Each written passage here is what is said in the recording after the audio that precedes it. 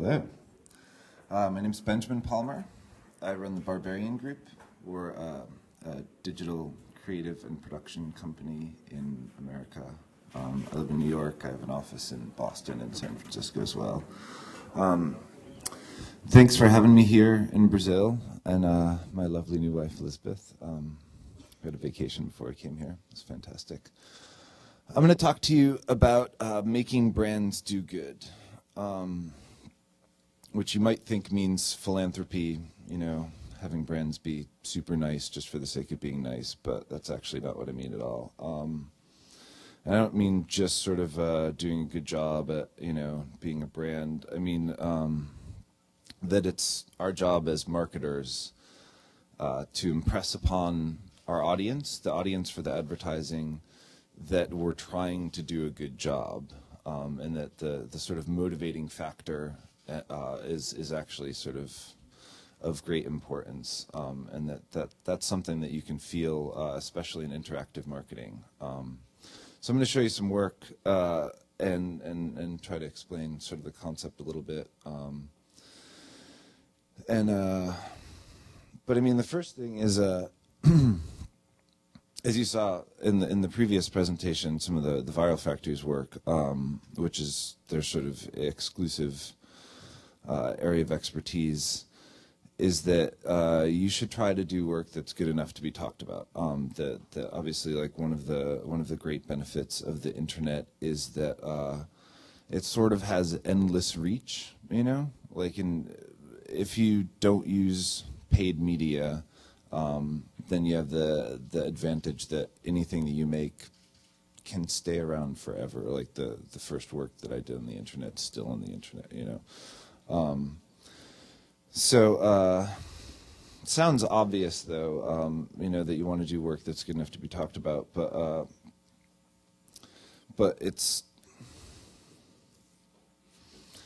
this is like my most sort of important philosophy that, you know, that I follow, that's part of my creative process that I've like sort of instilled in my entire company, and it's a trick that you can sort of all use no matter what you're doing, you know, in marketing.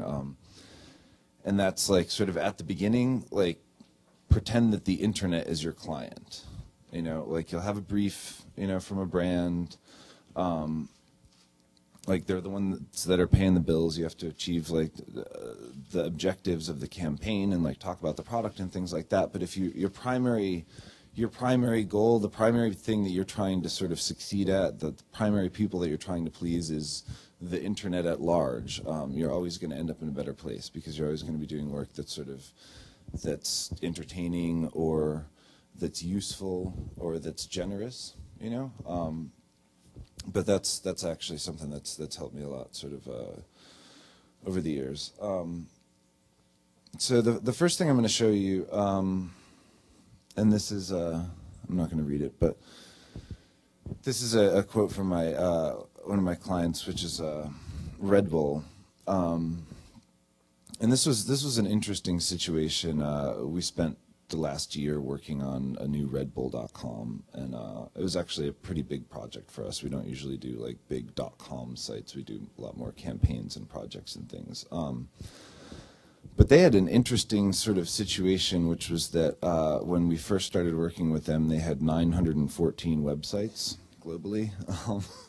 Every time they did a new event, they had a new sport, they would make a new microsite for it, like cool Flash microsites, and we've done tons of cool Flash microsites, so they called us about doing their sort of big .com site, and we took a look at what they did, and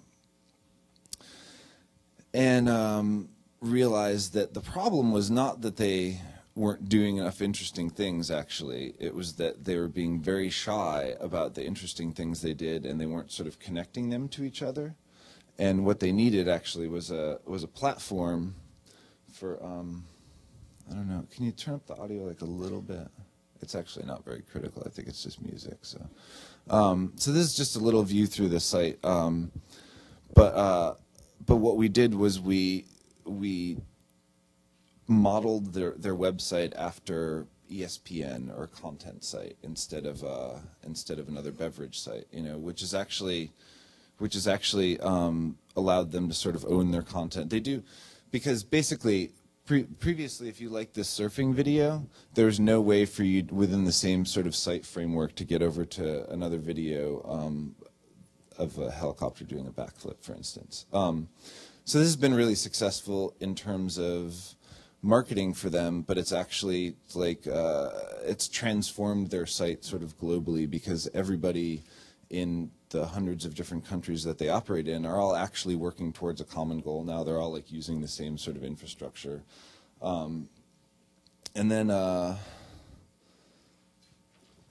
don't know if you noticed on the site, but we have like in the main navigation, there's a button up there that says "Holy shit," which I think is actually sort of a really essential part of the website. And I think if we click on it, oh crap, it doesn't work.